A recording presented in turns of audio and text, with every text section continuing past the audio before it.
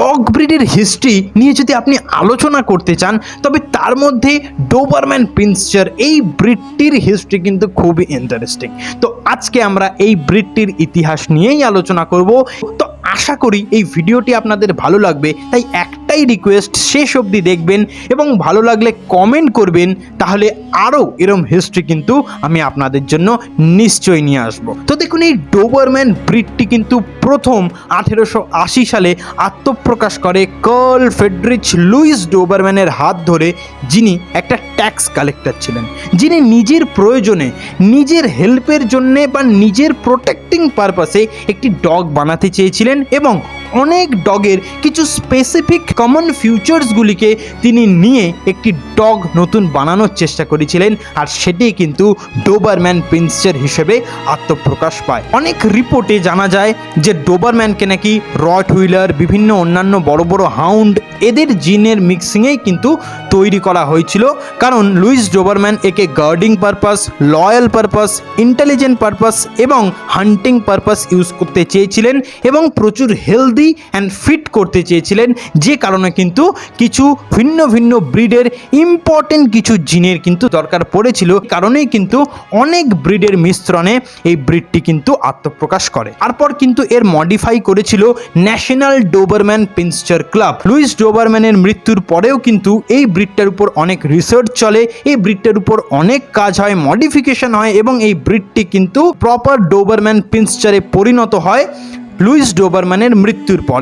এবং mainly Germany থেকে তাকে সম্মান জানানোর জন্যই কিন্তু এই ব্রিডটির নাম ডোবারম্যান পিন্সচার রাখা হয়, না হলে কিন্তু শুধু পিন্সচারই এই ব্রিডটার নাম রাখা হতো, বাট তাকে সম্মান জানানোর জন্যই কিন্তু এই কেসটি করা হয়। তারপর এই ব্রিডটি কিন্তু সেভাবে ফেমাস হয়নি, ফেমাস হয় ওয়ার্ল্ড ওয়ার 2-এ ইউজ হওয়ার পর। ওয়ার্ল্ড ওয়ার 2-তে বিরাটভাবে সোলজার্সদের হেল্প করে, 75% ক্ষেত্রেই কিন্তু ডোবারম্যান ডগকে ওয়ার্ল্ড ওয়ার 2-তে ইউজ করা হয়েছিল এবং সরাসরি যুদ্ধ না করলেও বিভিন্নভাবে কিন্তু সোলজার্সদের হেল্প করেছিল এবং প্রপার লয়ালিটি, ওয়েল ট্রেন বা ট্রেনিং ক্যাপচারিং ক্ষমতার জন্য কিন্তু এই ডগটি তারপর সোলজার্সদের কাছেও কিন্তু প্রচুর চাহিদা তুল্য হয়ে উঠেছিল এবং সব সোলজাররাই কিন্তু এই ব্রিডটার উপরেই ভরসা করতে কিন্তু শুরু করেছিল, যে কারণে at first as a soldier dog হিসেবেই কিন্তু এই ডগটি আত্মপ্রকাশ করে। দেন আস্তে আস্তে কিন্তু অ্যাজ আ গার্ড ডগ এই ব্রিডটি আত্মপ্রকাশ করে। বড় বড় কলকারখানা, বড় বড় ব্যাংক, এইসব জায়গায় কিন্তু ডোবারম্যান ধীরে ধীরে পাহারা দেওয়া আরম্ভ করে, আর এরপরেই কিন্তু ডোবারম্যান ফেমাস হওয়া আরম্ভ করে এবং এই ব্রিডটি লোক মুখে এবং লোকে বাইরে থেকে দেখে ব্ল্যাক অ্যান্ড ট্যান কালারে এতটাই আকৃষ্ট হয়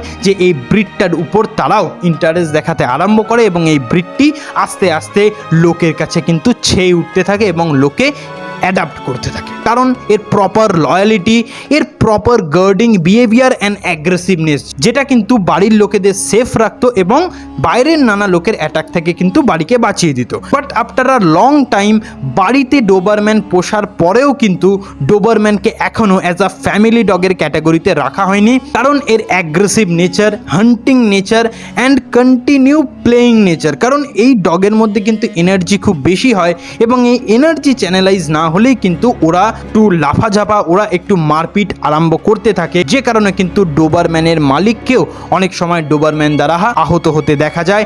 এবং এই ব্রিডটি কিন্তু নিজের বাড়ির লোককে কিছু না করলেও নেইবারকে বা প্রতিবেশীকেও কিন্তু অনেক ক্ষেত্রে অ্যাটাক করে দেয়। তো সেক্ষেত্রে কিন্তু এই ব্রিডটিকে এখনও অ্যাজ আ ফ্যামিলি ডগ কিন্তু গণ্য করা হয়নি। প্রপার ট্রেন করতে করতে তারা কিন্তু বাড়িতে পোষার মতো জায়গায় এনে ফেলেছে, বাট এই ব্রিডটাকে ওয়েল ট্রেনিংয়ের মাধ্যমে এবং প্রপার এনার্জি চ্যানেলাইজের মাধ্যমে কিন্তু বাড়িতে পোষাও সম্ভব এবং সোশ্যালাইজ করলে সবার সঙ্গে মিলেমিশে রাখাও সম্ভব।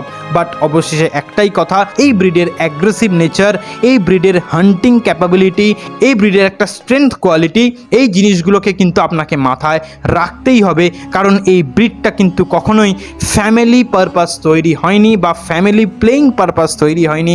এই ব্রিডটাকে কিন্তু মেনলি তৈরি করা হয়েছিল প্রোটেক্টিং পারপাস। তো যে কারণে ডোবারম্যান অ্যাটাক করবে বা ডোবারম্যান অ্যাগ্রেসিভ হবে, এটা কিন্তু একটা কমন ব্যাপার। এই নিয়ে কিন্তু কখনোই সেই ব্রিডটার উপর ঘৃণা করার মানেই হয় না। তো এভাবেই এই ব্রিডটি একটি ট্যাক্স কালেক্টরের ব্রিড থেকে একটি ফেমাস ব্রিড হয়েছে এবং বেশিরভাগ ক্ষেত্রেই যত বড় বড় কলকারখানা হোক, যত বড় বড় সোলজার টিম হোক, তাদের কাছে কিন্তু এই ব্রিডটি খুবই জনপ্রিয় হয়ে উঠেছে এবং বাড়িতে পোষার ট্রেন্ডের ক্ষেত্রেও কিন্তু মানুষের কাছে খুবই বেশি চাহিদাতুল্য হয়ে উঠেছে এই ডোবারম্যান ব্রিড। তো ভিডিওটি যদি ভালো লাগে প্লিজ একটি লাইক কিন্তু করবেন এবং আরও যদি হিস্ট্রি আপনাদের জানার ইচ্ছে হয় তাহলে নিশ্চয়ই কমেন্ট করে দেবেন কোন ব্রিডের উপরে নেক্সট হিস্ট্রি আমি বানাবো।